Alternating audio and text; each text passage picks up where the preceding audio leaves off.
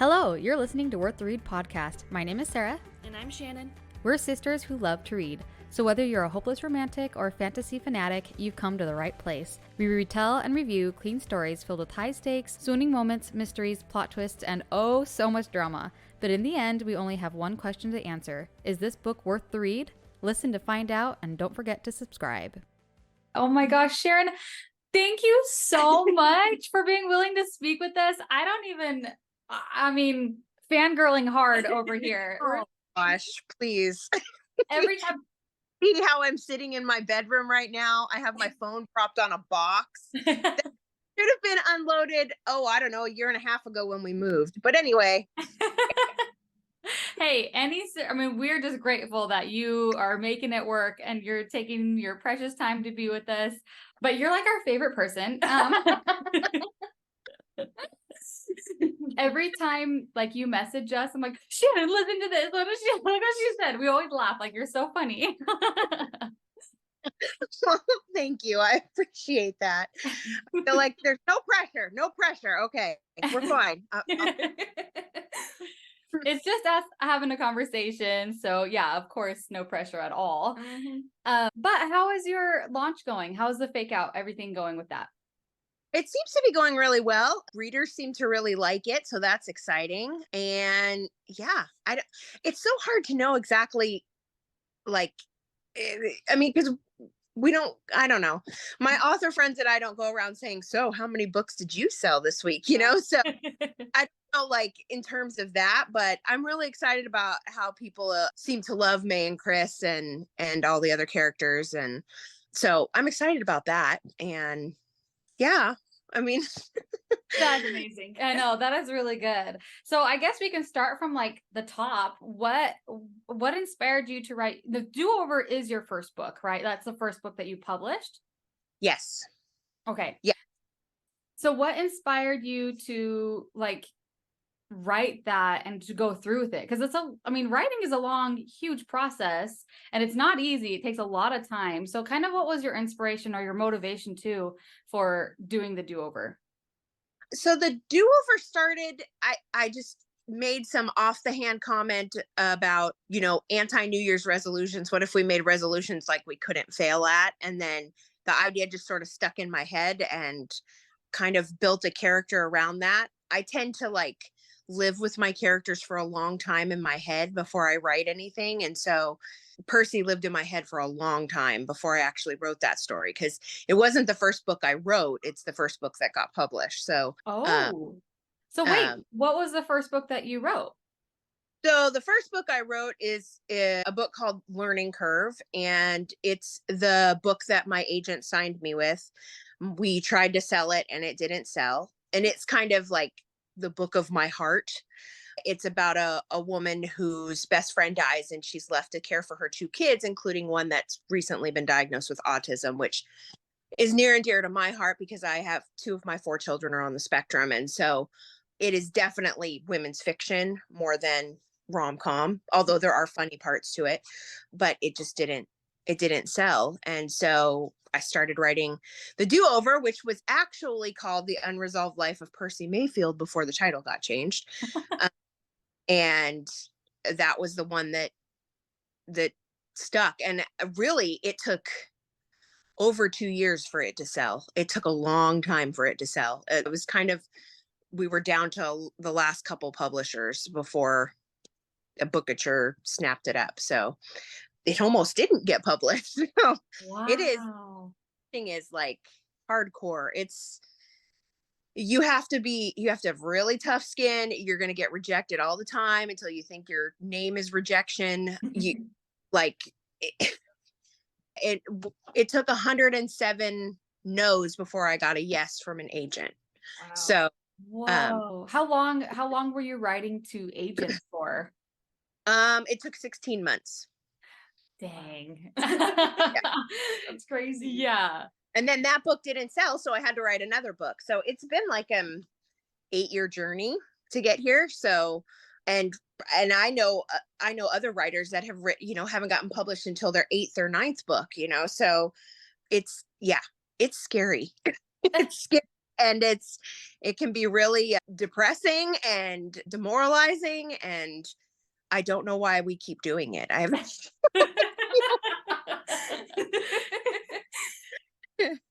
So Yeah. That's yeah. crazy. So why did you decide to go with the publisher instead of just like self-publishing or something? I don't know. I think I'm just very stubborn. I have friends that are wildly successful self-publishers. I think for me, though, I get really overwhelmed by all of the little things you have to do to self-publish, and I just don't know if I'm there yet in terms of like my life and dealing with the children that I have. And I was recently diagnosed with ADHD, which explained so much. So I think that I don't know if I'm quite there yet. I'm a little scared to take that leap. I'm not ruling it out, maybe eventually down the line, but for now, it's nice to have deadlines for me. It's nice to have somebody take care of things like the cover and marketing stuff and things like that, so that I don't have to worry about it. Yeah, that is really nice. So you said recently diagnosed with ADHD. So what is your writing process like? So like I said, I usually start with a character or an idea and kind of put a character with it. And the character literally lives in my head for months. I take her with me places. I have conversations with her. I know I sound amazing. like I'll just be randomly, I'm at the grocery store waiting in line. What would my character be doing right now? Those kinds of things, because I think for the best characters, everything about them. Everything about them doesn't make it on the page, but I think that's the way the characters become real, is that you know them so well that it comes across in your writing, if that makes sense. Yeah, totally. That's good. I love that. That's good. Like letting the characters marinate with you for a while before you even you start writing. Yeah, I know. Which takes a lot of patience. Writing in my head, I guess you could say. So yes, I know. See, people say that even with my writing and stuff, they're like, "Well, how did you?" I'm like, "It's like a movie that's kind of like playing." Yeah, and we sound like crazy. Yeah, yeah. I was talking to someone the other day, and they were like, "Well, do you think in pictures or words?" And I was like, well, pictures, don't you? Like, it's like little movies in my head, and that's what I write when I'm describing the movie in my head. Yeah.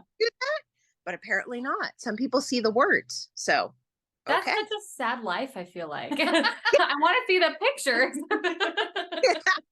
For real. Yeah. That's crazy. Do you see pictures or words? I see pictures. Okay, good. I was like gonna feel really bad for you. No, yeah. When I'm reading a book, it's like a whole movie in my head. Yeah. I stop like reading the words, and it's like that's why I get so engrossed in it, and I read so quickly. Yeah. Yeah. Do you have, because you kind of mentioned the first book that you wrote, would you say that, not the do-over, I'm sorry, I forgot the title of the first one, but is that one your favorite book out of all the ones you've written? I would say it's definitely the one that holds a special place in my heart. I think that every author has like a book of their heart that they write, which I would suggest not trying to get published first. The one, because when it doesn't get published, it hurts. Oh. It's just like the book that means the most to you. And because of that, the child with autism and all that stuff, the main character being a caretaker and all that stuff, it really resonated with me a lot. And one day I'm going to get that book published. I am. Good. But just not right now. That's okay too. Yeah. That's good. I want to read it. So let me know when you do. All right.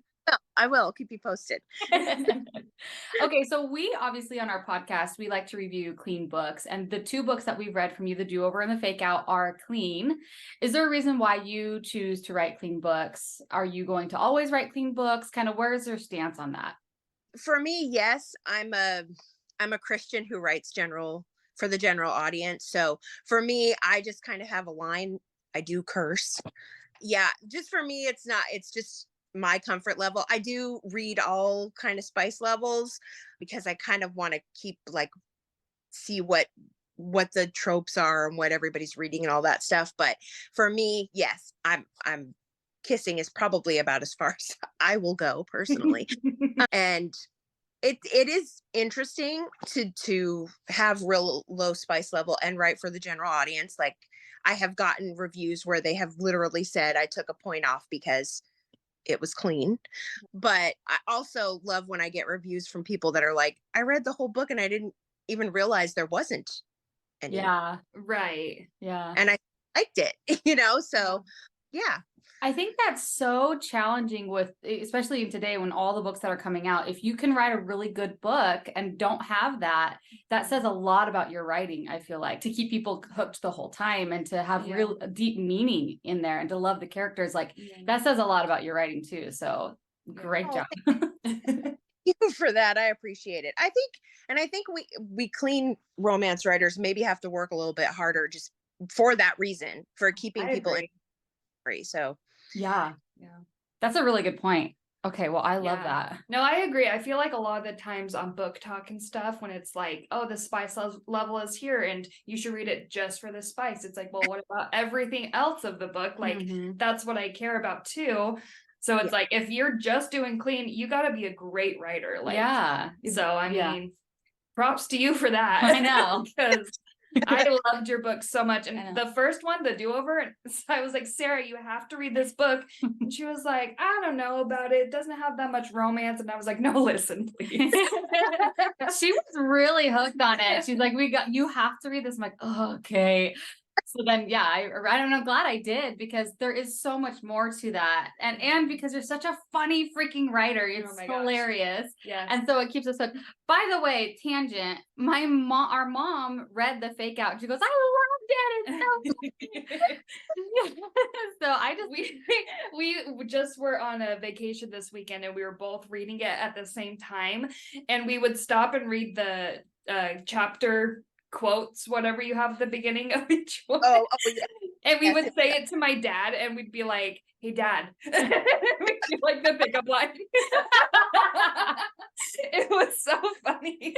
And we were just dying. I was like, oh, did you get to that chapter yet? Like, that one's so funny. Oh so my gosh. I loved it. It was my favorite.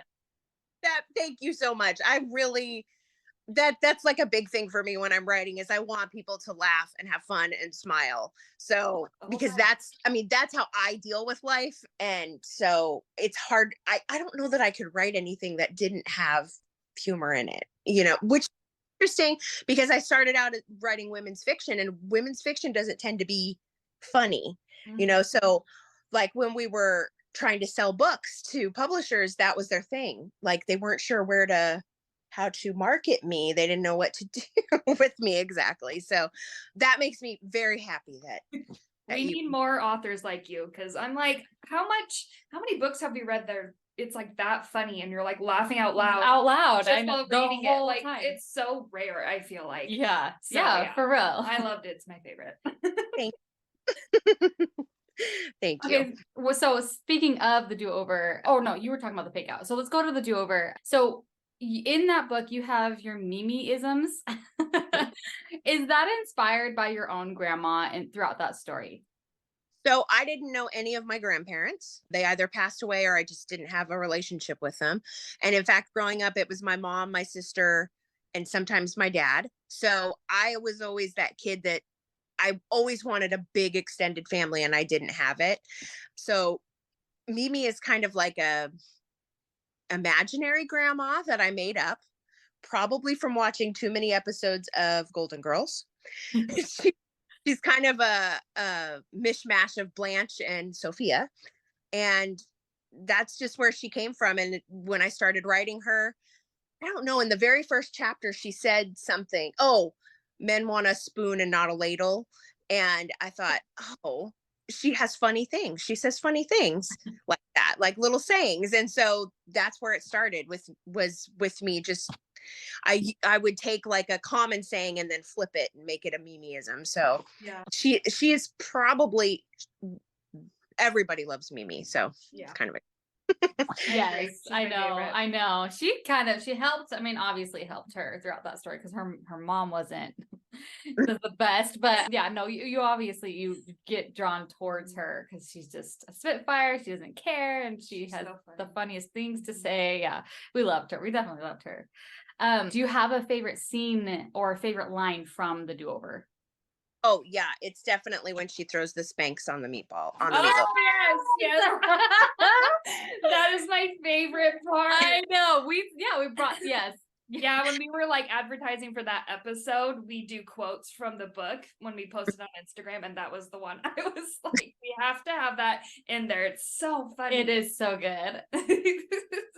Yeah, I joke that's going to be my band name, Spanx on the Meatloaf. So Oh my gosh. That's a good one. Oh my gosh. I love it. Okay. Let's move over to the fake out. So did you have a specific kind of experience where the idea came from for the fake out, or did that one just pop in your head? it's another one where I had the idea of a librarian finding a guy sleeping in her library. That's all I had so far. And I've had it for a couple of years. And I had like the librarian in my head, she didn't have a name yet, had a second job working at a wildly different job than a librarian. But in my head, she was very like dreamy and kind of living in books and stuff like that. And then as I started writing it, I realized that is not May at all. That's so interesting. Live when I started writing her. So that, but I always had that scene in my head, that scene and the fight in the barn scene. That was another scene that I had in my head too. So yeah. I don't know. It's like I get like one little piece of something and then it just starts growing in my head. I don't know. I don't know. You just fill in the spaces around it. Yeah. Yeah. Once I start writing is when I start getting really their character down. A lot of times I'll write like the first, I don't know, 30-40%, and then it'll really click. I know who they are, so I'll have to go back and like change a lot of things because my problem too. Yeah. I'm not in case you didn't pick up on this, I'm not an outliner or a planner, but I can't. It feels icky to me to outline. So Oh my God. That's just how I Yeah. I love it. I love it. That just seems more freeing too, like to just be able to just write and just see where it goes and take it from there. Yeah, exactly. Mm-hmm. My favorite. Okay. I love the sayings on her shirts. Like, did you come up with those? Did you research those? Like, how did you come up with all those? Yeah, so I think one or two I came up on my own, and then I also just Googled librarian shirts and saw what I could, kind of find, or I like switched them up. Like I think there's one that's I'm not a regular librarian. I don't know. I'm not a regular. I can't remember. Anyway, or I would take like a t-shirt you see all the time and then make it a librarian shirt kind of a thing. Yeah, that was kind of fun too. Just like I think sometimes it's those little details that make a character kind of come alive, Yeah.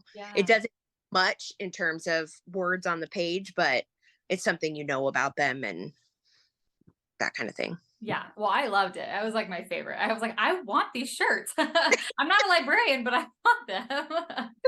I was thinking that too. I know. Yeah. I'm like, can you come up with some more shirts for us just for like readers in general? Well, I do have a t-shirt shop. I haven't been on it in a long time, but yeah, there's a few on there for readers. Gosh. I'll have to go back and check what I have on there. Again, ADHD. I get sucked into something and I start working on it and then lose interest or, move on to something else. So, but there is a t-shirt shop out there somewhere. Oh my gosh. Well, I'll have to check that out because that sounds so fun. You kind of told me this in DMs, but will the fake out be kind of like a series? Yeah. And so the next book I'm working on is Allie's book. And I'm a little nervous because she's a big personality, but yeah, working on that right now. I'm excited about that because she has epilepsy. And so I have a couple of women I found online who are answering some questions for me that have a similar type of epilepsy and stuff like that. So it helps me to kind of get in her head a little bit more. My oldest son was diagnosed with epilepsy about 2 years ago. And so it's scary. I mean, he has the grand mal seizure, so it's really scary to see, I'm thankful that he doesn't remember having them or anything like that, but I'm excited, a little nervous, but excited about bringing that rep two books because you don't really see a lot of characters with epilepsy. Yeah. Yeah. Especially in, so yeah, I'm excited about that for her, but just her story in general. It's a best friend's brother, best friends. Nope. Other way around. Brother's best friend story, road trip. And that's as far as I've gotten. Very good. Oh my gosh, I'm excited for that one. I love her so much. Yeah, She was so wild. Oh my gosh, yeah. She's amazing. I know. Oh my gosh. Okay, do you have a favorite scene from the fake out or favorite line? Oh gosh. Favorite line. Well, I love the "it suits you," or that whole, you suit me just fine. Yeah. Do not, that just happened. That's one of those things that just happened again. He said it to her the first time when he finds her in the restaurant. And I don't know, it just became a thing. Like he was a very real character to me too. Like all the little things that he did, like he taps her on the nose a lot, but I didn't realize he was doing that even like from the beginning. Like I didn't do it intentionally. He just did it, if that makes sense. So I really liked that little story. Not sure where that came from, but that one. And I mean, I love his sisters too. They crack me up. So the thing scene and where they're over there, giving them scores and stuff like that. So that was really great. My favorites, honestly. No, for sure. That line, "it suits you," I loved how it was like, how it came from his dad. And it was like, that's how he like compliments his mom. And then it just kind of flowed. You can tell he admires his dad. So it flowed naturally to the son. And now he does it to who he's trying to romance. It's so cute. Yeah. I just love it. And yeah, the whole scoring scene, like I said, it's a movie in my head. I was dying. I could perfectly picture that part. I love writing big families, big fun families like that. Yeah. Or big messy families, I guess. I mean, his family was great, but I mean, Percy's family and the Do-Over, obviously a little more dysfunctional, but I loved writing them too. And I think that's just one of those things that's always going to be in my stories. Big families like that. I think because I didn't have a big family growing up. So it's always something I've longed for. Yeah. Oh, I love that. I mean, who doesn't want that? Yeah. It's so fun. Okay, so this is a fun question. What is your take on book boyfriends? Do they exist in real life? Oh, okay. Book boyfriends are fun. I get I've had a few reviews telling me that Chris is too perfect, but whatever. I think I'd find him annoying sometimes. So, okay. So I don't I I don't ever want to write one of those alpha male, like super possessive kind of heroes that I know are popular. The thing is maybe in a book we find that interesting, but we don't marry those guys. Yeah. We want to marry nice guys. We want to marry nice, sweet guys who are partners, So I think that's the kind of guys I hope I'm writing, is more those kinds of book boyfriends, where I think Nate was like that in the Do-Over, who was just generally a nice guy and Chris too. I think I really wanted him to be a good guy because I think that's what May needed. Especially she needed someone who is good and solid, and to show her that those kinds of guys do exist. So I agree. We just read and did a book a couple episodes ago where he was way too perfect, and we were like, that's not really realistic. But I agree. I don't think Chris is too perfect. He definitely has moments where he's like frustrated and shows his other emotions. He seems real. Yeah, he seems real. I think you could very much find a Chris in real life. Yeah. And that's a good thing too, because you want readers to aspire to that too, you want to set a good example in the books that you're writing. I think that's a good thing to do. But also you write contemporary, right? I mean, you'll find a lot of those other kind of characters in fantasy or whatever more often. And it's harder to really fall in love with a character who is like that in a contemporary type of story, I think, at least. Yeah, it's like not realistic. It's off-putting. Yeah. Yeah. In like real life, it's a red flag. For sure. Yeah. And books, fantastic. Yeah. That's exactly right. We would be like, no, girl, you stay way far away from him. Yeah. But for some reason in books, people eat that up. I don't know. I don't know. So I know. I've just made a conscious effort that I'm not going to write my heroes like that. And that's okay. You know, not every guy is a type A. There's some type B heroes out there too. I married one.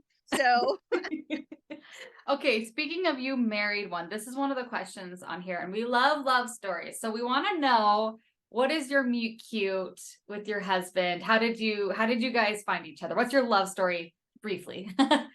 right. So my best friend married his best friend, and we were both in the wedding. And I came from Oregon, and he came from Texas, and the wedding was in Idaho.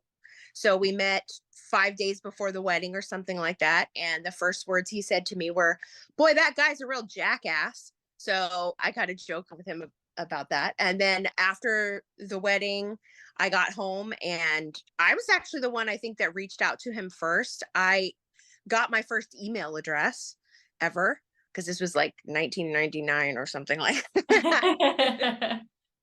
We were like pen pals, I guess, via email. I still have a lot of those emails too. I printed them all out. And so we did that for a while, and then I went to visit him, or I went to visit my best friend who lived in Texas, and he also happened to live in Texas. So I found out he'd taken the whole week off of work while I was there. I didn't know that. And so I spent a lot of time with him then, and it just kind of led one thing after another. And he came so a year after we met, he came for the summer, or not for the summer, for a week during the summer. And I don't know if you've seen the dedication and the fake out. Yes, hilarious. Yeah, that is a true story. He took me on a hike, and we stopped, and there was like a waterfall in behind us, and he turns to me, and he's looking deeply into my eyes, and then he's still looking deeply into my eyes, and I got nervous and said, "What do you want?" He did kiss me finally, and he did marry me after that. So I think that's pretty good. So I moved to Texas right after college, and we got engaged the next month, and we're married 5 months later, and we'll celebrate 22 years next month. Oh, yay. So, and it's been a crazy 22 years. I taught for the first 7 or 8 years. He went to seminary, and then we moved to Houston, and he couldn't find a job. He's a chaplain. He couldn't find a chaplaincy job at that particular time. And so he ended up going into the corporate world doing taxes, and he hated it, but he lived like that for 10 plus years because we had 4 kids, and 2 of them had autism, and we had to have health insurance, and taking a leap and doing what he really loved and wanted to do seemed really scary. And then in August of 2020, he was laid off after 10 years of working with them. And then he got COVID and ended up in the hospital in October.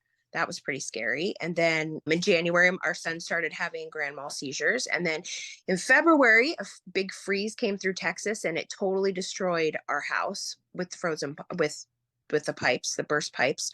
And he still had a hard time finding a job. We had to live in a hotel for 5 months while our house got put back together.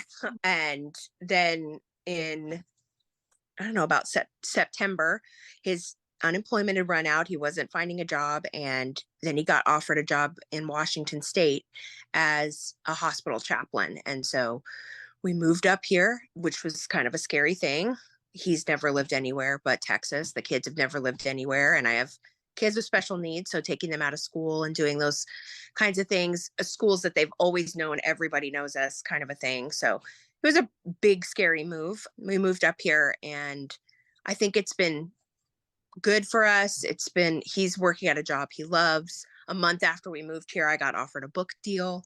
So it's been the last 3 years or so have been like really, really crazy for us, but I can't imagine doing life with anybody else. And we do have a lot of challenges, I think, with our kids and just with life in general. I mean, I have 3 teenage boys right now, so our grocery budget is insane. But yeah, I think yeah, I'm very blessed to have him. I think he's a great dad to our kids. I think the divorce rate for parents of kids with autism is like disgustingly high. So to see him with our kids and to relate to them and have patience with them and stuff like that is really, that's like the stuff you fall in love with when you're married. Does that make sense? Like Yeah. you don't fall in love, you don't know that stuff before you get married, but then afterwards the love kind of changes, and that's one of the things that one of the ways you fall in love with your husband all over again is to see Yeah. things. Yeah. Wow, that was beautifully That's said. so cute. That was really good. Wow. Well, that's a really great story. And I'm glad that everything kind of turned around for you guys a little bit once you moved. I mean, that's good. That's always a good thing. Oh, you know what? There was a really good question that came from TikTok. It's from Shay with a blue heart after her name. And this is Oh, the question that she has for you. Has any of your characters, good or bad, been influenced by past love interests? oh, okay. Well, here's the truth. I've only ever dated one person and I married him. Oh, great. Wow. So technically, yes, maybe. Well, Yeah, for sure. Yeah. I know this is for a romance writer, it's probably crazy, but he's my first kiss, my first date, my first everything. So I don't know about past relationships. I think just I was such a quiet, reserved kid and I read all the time. And I think I'm just a people watcher and people share stories with me all the time, like all the time. I will get stopped. Strangers will just start talking to me, and then I know their life story, kind of a thing. So maybe I guess I pick up stuff like that, like just watching people, seeing how their lives turn out. I mean, I will tell you that May is probably a character that's most close to my heart. My dad was in and out of prison growing up. He was a heroin addict. He you know, so that relationship between Lucy and Dale, I saw a lot of that growing up. And my mom worked her butt off. She worked 2 and 3 jobs. She's not had a stroke, and she took care of us. But it was not an easy life or an easy childhood. And I think I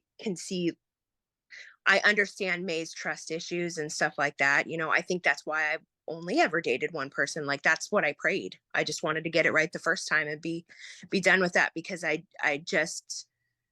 don't know that I could have stood to have my heart broken a time or two because of how I grew up. So I think God really answered that prayer for me. So in that way, I guess that relationship kind of was something that I observed and I was sort of part of in a way. yeah. So So you said that May is really close to you. Would you ever write a story that's based off of your own love life? Or are you not interested in doing that? I've talked a little bit. I mean, I have some friends who are encouraging me to write a memoir, and maybe one day I will do that. It's like a time thing. I can't figure out how people write 2 and 3 books a year. Like I can get one done.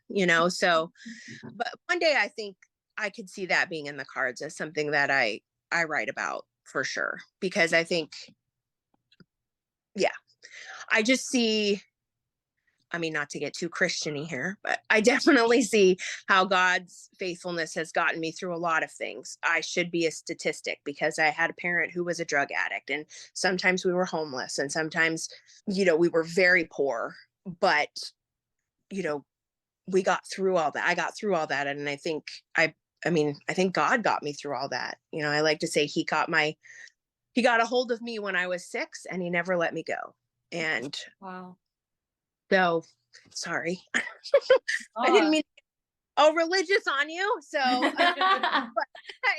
I think that one day that story is probably going to come out. I don't know when. Maybe when all of my children are, no. I have one kiddo that's going to be with me forever. So we'll see. Yeah. Have time, right? Yeah. So Well, that's really powerful. Thank you for sharing all of that. I mean, it sounds like you've been through a lot, which I'm sure helps too when you write and have to take on different perspectives and experiences too to make it real, you know, in your writing, to make it really authentic and gritty. I think that experience probably helps you in that way as well. But yeah, I'd be interested in hearing your memoir someday too. So I'm sure that'll be like an emotional thing you'd have to go through too. Like that'd be like therapy almost, writing a memoir. For sure, yes. Yeah, definitely. Okay, so I have kind of like a generalized question. So I asked like, or I have on here, what plans do you have for the future? But you already said that you're working on the next book that's kind of part of the series for the Fake Out. Do you have anything kind of lined up past that you're kind of thinking of already? So Allie gets a book and somebody else gets a book that you've met already in the Fake Out. And then I have ideas. I've started full of books that I really want to finish. So we'll see what happens after that. I mean, I currently have a 2-book deal with Bookature right now. So we'll see what happens. They always get first pick at the next book or next book idea. So yeah, we'll see. I mean, I have lots of ideas, lots of things that I can write. I don't know if I think I have like some women's fiction books in me too, but always with romance. I can't not write a book that has some kind of romance in it. In fact, that's like one of the things I look for when I'm reading. It has to have some kind of just little hints of romance, even, you know, somebody I can ship. I don't know. So Absolutely. I'm on the, yes, I agree 100%. so that's kind of where I am right now. And we'll just see what happens. I don't know. It only takes, like, I've had friends whose first books have done great and the second books haven't done so great, and then their publisher doesn't pick them back up. Or, you know, it's so, oh, I don't know. It's so, you just never know what's going to happen. But for now, I have lots of ideas and I hope I get to tell the stories. I'm enjoying writing rom-com. I think it's fun. I love that I can make people smile and laugh. And I hope that they see that the characters aren't perfect and that, you know, I am dealing with kind of tough stuff, but making it lighthearted. Okay, so what are your top favorite romance books or books in general, I guess you could say? I know you mentioned or you told us about The Blue Castle. Haven't read that one yet, but do you have like top favorite books of all time that you absolutely love? Sure. So A Tree Grows in Brooklyn has always been my favorite. I found that in the library when I was in high school, read it, loved it. This one's kind of funny, but it's true. The Best Christmas Pageant Ever. Seriously, one of my favorite books of all time. I read it every year to my kids. I still cry at that ham scene. Everybody should read it. And then May has that line in the book about how she doesn't trust people who have one favorite book. It's kind of the So I could tell you tons of books that I just love. Like there's a book by Maggie Osborne called Silver Lining that I love. It's like an older historical romance, like a Western.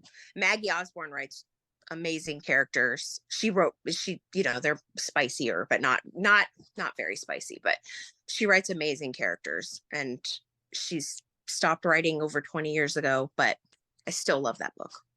What else? Who else?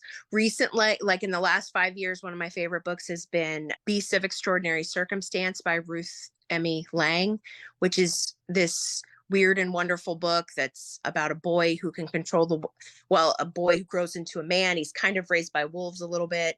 He can kind of control the weather. And it sounds wild, and I don't really read fantasy and stuff like that, but I just love that book so much. And I don't think it's one people have read enough. So that one I've loved. The Blue Castle, like you said, I Capture the Castle is also a great one by Dodie Smith. And that's an old classic. And Kristen Higgins, I love as a contemporary romance and women's fiction author. She's one of my favorites. She kind of got me started in some ways to write the sort of books I write, because she's very funny when she writes. And I thought, oh, I could do this, you know, maybe. So, and I've had the pleasure of meeting her, and she actually read The Do-Over and wrote me a review and everything. She's amazing. I really love her. Who else? I don't know. That's a good start. I mean, it's like, you could tell me, what kind of book are you looking for? You know, and I can just make a list of books that, oh, you should try this one and this one and this one. There's just so many. What did I just read? Trying to think the last 5-star book I read. Only Love Hurts Like This by Paige Toon. That's the first Paige Toon book I wrote. I think people that like Colleen Hoover would probably like that one. It was more angsty and emotional. That was pretty good. And then you have people like Emma St. Clair who write just really fun, solid rom-coms, clean rom-coms. Gosh. Oh, I just read Tex Miller is Dead by Kelly Elizabeth Houston. That one was really fun and a little strange, but it's also a romance with a higher spice level. Not when I say higher, I mean higher than mine, but not like crazy high. But I really like that one. Like I could go on and on for days talking about books. Like, so taught me. Well, do you have a book recommendation that we should put on the podcast that's like clean that you think is that people will love? Again, I'm saying The Blue Castle, and because I know you guys have done some older classics, right? Did you do Pride and Prejudice or? Oh no, we did. Well, we've done like Regency novels. Maybe so from that time period. They're written more within the past couple of years though. So yeah. Okay. We need one though. So we'll add Blue Castle to the list. Okay. Please do. Okay. I'll let you know when it's up. I'm trying to think. I'll get back to you on okay, that. No pressure at all. It seems like they're all kind of all over the place, kind of, which is fine. Yeah. Well, I think that's one of the, first of all, I think all writers start out as readers. And I have always been a voracious reader. I think that when you do that, you're consuming story, like how story works, how the story arc is, what you love about the characters and the story, so that when you start writing, it's almost ingrained in you. Like you don't realize you're doing it when you start writing. And that's not to say don't study, story arc and all of that stuff. I'm not saying that, but I think the more you read, the more those things soak in by osmosis. I don't know. Yeah. They just become, like you always, that this has to happen before this happens, kind of a thing. Like it just makes sense in your head. So for that, and I also think that writers should read widely, like read all kinds of books, read really good books and figure out why they're good. Read not so good books and figure out why they're not good.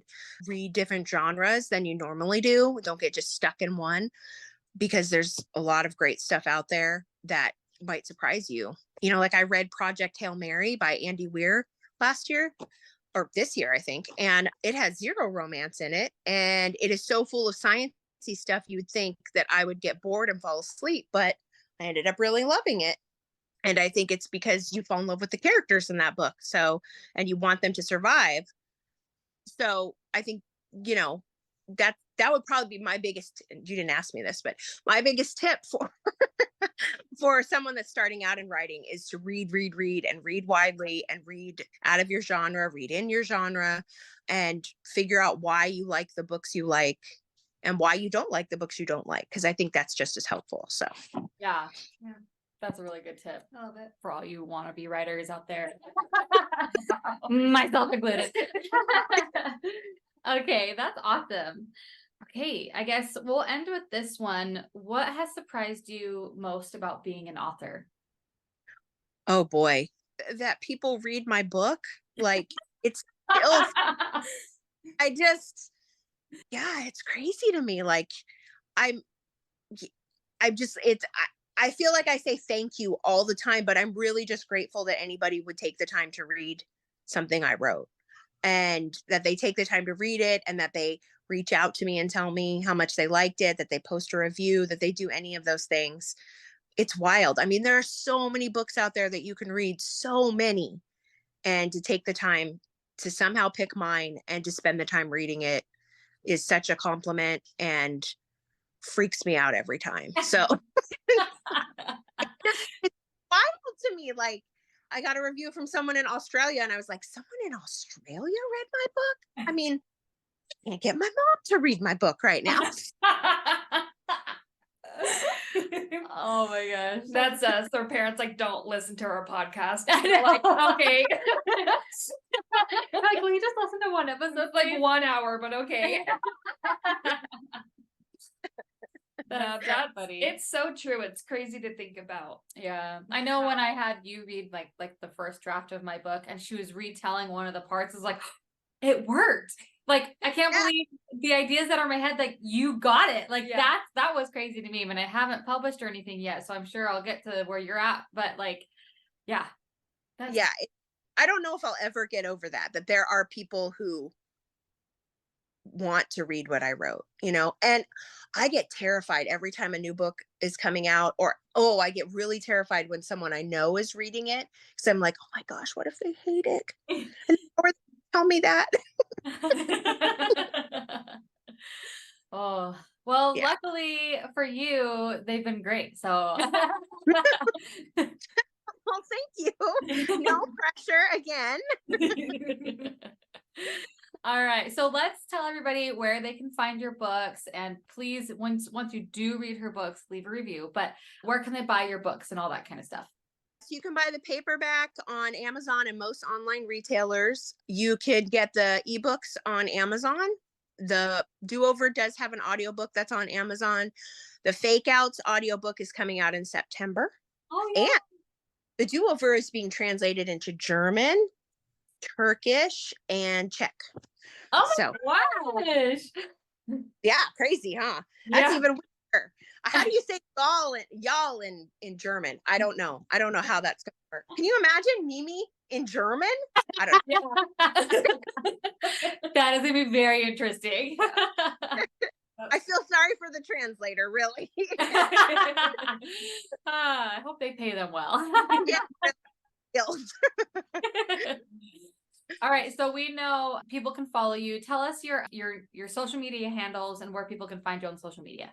I'm mostly everywhere Stone, STONE 401, because I've thought long and hard about finding something easy for people to remember. I've for years. That's actually my email address too. So yeah. So I'm on Twitter, I'm on Instagram, I'm on Facebook as Sharon M. Peterson, TikTok, doing really, really terrible things there. I have a website, SharonMPeterson.com. I have a newsletter that I send out very infrequently or sometimes frequently. It just depends on my mood.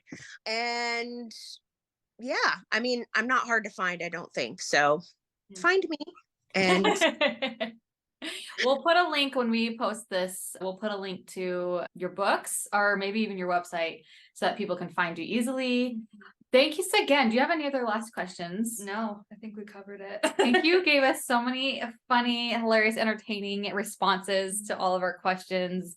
And like I said before, thank you for taking the time. I know you have kids and everything, so it really means so much to us. And I'm just like, I feel so lucky that you even reached out to us in the first place. Like, are you kidding? What? Somebody did a whole podcast episode on this? This is nuts. So no, I think we're probably feeling the same thing. Okay. I know. I feel so lucky. It's like we'll tag all of the other authors of the books we do, and they like just don't respond or anything like that. So it's like you totally engaged and everything, and we're like so excited. We were just like freaking out. Really? Yeah. Anytime anybody, I try to respond to everybody's, because people don't normally tag you if it's not positive. So I don't know what would happen if they tagged me and it was negative. I probably would ignore it. Right. So no, I always again, because y'all are taking time out of your lives to do stuff that you don't have to do. Like, you don't have to read my book. You don't have to talk about it. You don't have to do any of that. It just blows my mind. So thank you too. Thank you for that. So it was super fun talking to you. I'm so excited that we got to meet, and yeah. Well, and I'm scared to see what this looks like when you post it. So Well, thank you so much. We're going to be tagging you on some stuff. And I can't wait for whatever else you come out with. I tell everyone about your books. So we're legit like huge fans. So we just feel so lucky that you took the time to speak with us. So thank you, Sharon. Thank you. Oh, thank you all so much. This was a great way to start a Monday for sure. Yes. Yay. Well, have a wonderful day. We'll talk with you later. Okay. All right. Bye.